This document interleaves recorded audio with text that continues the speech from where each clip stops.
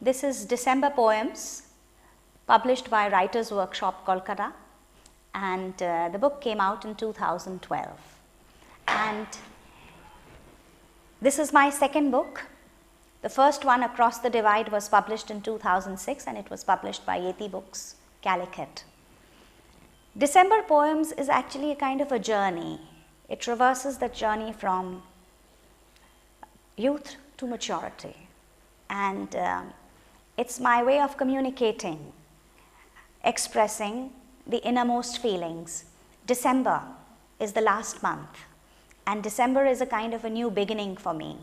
It's a very special month because it's also the month of, it was like I was born in December and married in December.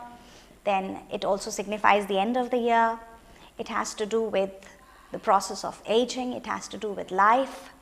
And this particular book of poems, December Poems, has that feel of, it's like it's me talking to the world, maybe. Because there are days when you cannot, really, there are certain things which you cannot talk about in ordinary, everyday language. You need poetry to express yourself. So poetry becomes a medium to explore the innermost recesses of your heart. And I think that's why I write poetry, and this book perhaps is reflecting that. After a long span, maybe a span of another 10 years or so, this book looks at relationships, life after marriage, motherhood. It also talks of society at large, and I have also looked at some of the political issues because I feel that it is important that women also make a statement, because poetry should make a statement. If not about politics, it's also about life. No, I do not write in abstractions. Every poem has a story behind it. And every poem is inspired either by some real life incident, people who have influenced me, who are an integral part of my life. Every poem has a story, some incident, or it could have lately I have become interested in myths. So sometimes I try to write about, rewrite the ancient myths, and it's a process of, again, looking at the older women, the mythological figures like Ahilya, Draupadi, Sita, Radha, from the myths, and then I have tried to rewrite them, recreate them, and place them in the modern context at times, or see things from their point of view. Right. I feel less is more in poetry, and an incident, a glance or something, a sentence, it spurs you, and it really, fills you, and then out of it comes a poem. Maybe just a glance, and that glance in itself has a story. A friend who is sad, unhappy, a child who is disabled, he comes up with something, and that in itself makes a story and makes a poem. So I have actually the first collection of my poems was very personal. It was based on my experiences in India and abroad, because I studied there for 4.5 years. I was there as a Commonwealth scholar for my PhD. Yes, I have gone back to the traditional Indian epics and myths, and the lyrical element is strong, and focus is more on, well, I write in free verse, and I think they are more about India. The second collection is more about India. It is more about motherhood. It is about aging. It is, and again, I think that this is a more mature work because it is about spiritual growth. You grow as a human being, you grow as a woman, And it's all about growing up. And this book has, I think it has deep spiritual undertones.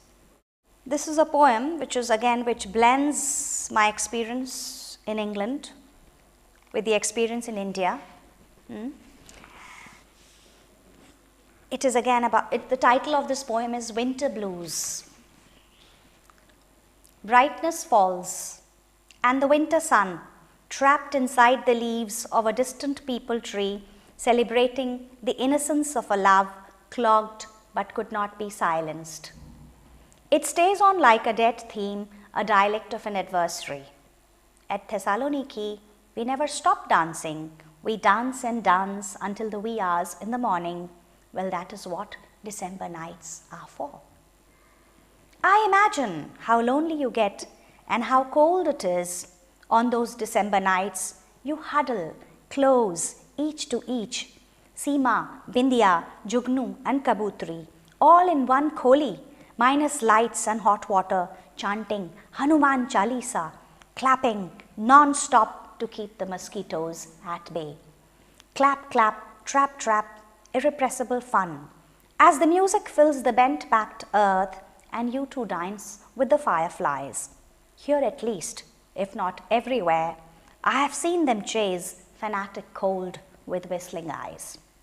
While Pepi, Angela, Athena and Golfo, fresh with lines of mascara and painted lips, all alive and ready at 22, impatient with time and men, remind me of my one and only adventure, which, had it survived, could have been my raison d'etre.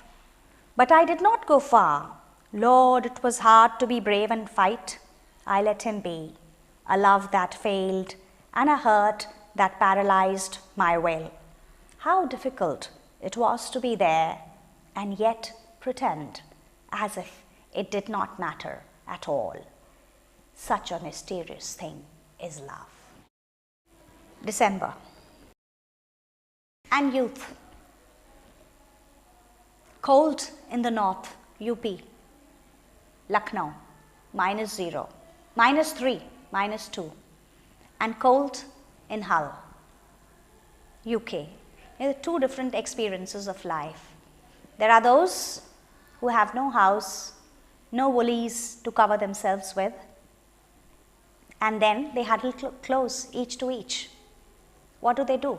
They pick up Hanuman Chalisa, they're told you recite to keep it at bay.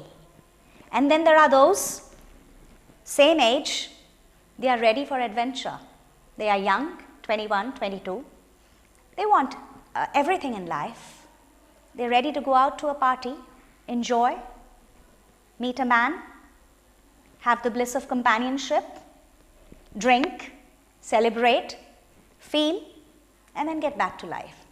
And it's the same month, but the experiences are so different. No, not at all. The India that I write about is the India that I see, India that I feel, India that I live.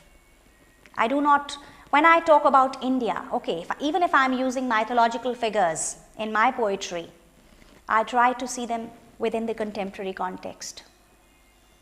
Because how a modern Ahilya would have responded had she been banished by Ram. I write because I enjoy, and I feel that writing is therapeutic. It's a kind of a therapy. And I do it because I believe in Swanta Sukhai. You enjoy it and you love to write, and because when you are writing, you are in a totally different world. That is when you are separate. You are a different person then. You do not know who you are because the ego is not there. The consciousness of being, me being there is not there. I don't know, this is how I look at it. When I'm doing in the process of writing, then it's me and the paper and the pen, and I just love, I'm very happy when I'm writing.